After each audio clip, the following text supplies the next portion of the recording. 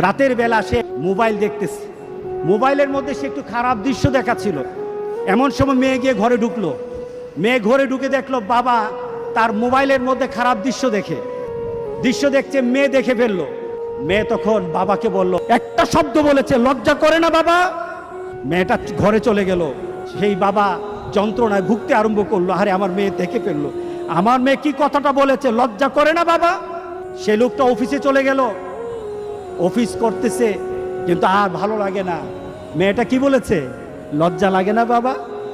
কিন্তু মেয়েটার যন্ত্রণায় সে হার্ট ফিল করলো। মেয়েটা এরপরে মারা গেল।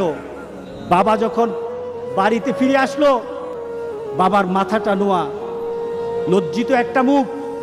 এখনই আমার মেয়ের সাথে দেখা হলে আমার কানে বাজতেছে, আমার মেয়ে আমাকে বলেছে, লজ্জা লাগে না বাবা? আমি কিভাবে আমার মেয়ের সামনে যাব? এই চিন্তা যখন করতেছে,